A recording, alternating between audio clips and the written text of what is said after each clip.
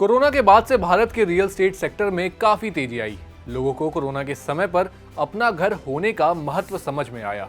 देश में डिमांड भी बढ़ी, लेकिन इस डिमांड का एक बड़ा हिस्सा लग्जरी हाउसिंग की तरफ जाता दिखा। अब इसी बात का प्रूफ हमें भारत के रियल एस्टेट पर जारी एक रिपोर्ट में मिलता है। इस रिपोर्ट को पब्लिश किया है एनारॉक प्रॉपर्टी कंसल्टेंसी ने, जिसमें भारत के बढ़ते रियल एस्टेट सेक्टर और लग्जरी हाउसिंग पर बात की गई। भारत में लग्जरी हाउसिंग को लेकर इस रिपोर्ट में क्या दावे किए गए, आइए जानते हैं। सबसे पहले शुरुआत करते हैं एनारॉक की बिल्डर्स को लेकर कही गई बातों पर।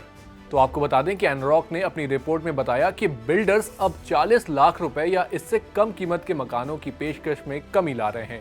वहीं आंकड़ों के मुताबिक FY23 की जुलाई से सितंबर क्वार्टर में देश के 7 बड़े शहरों में नए घरों की पेशकश में सस्ते या किफायती मकानों का हिस्सा घटकर सिर्फ 18% रह गया, जबकि 2018 की इसी क्वार्टर में सस्ते घरों की हिस्सेदारी 42% थी। इसके साथ ही एनारॉक की रिपोर्ट में बताया गया कि साल 2018 की जुलाई से सितंबर तिमाही में नए घरों की टोटल सप्लाई 52,120 थी, जिनमें से 21,900 यानी लगभग 42% किफायती घर थे।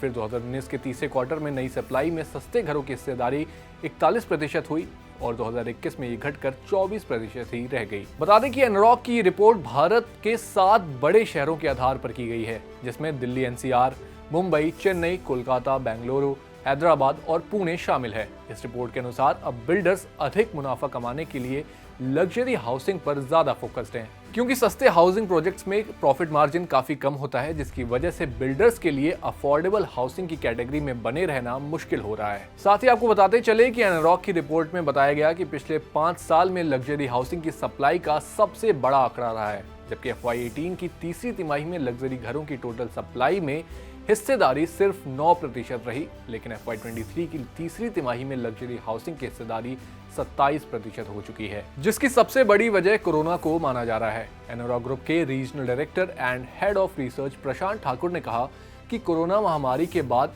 शानदार प्रदर्शन के कारण डेवलपर्स लग्जरी हाउसिंग को लेकर एक्साइटेड हैं। उन्होंने आगे कहा कि कोरोना के बाद घर खरीदार बड़ा घर खरीदना चाहते हैं।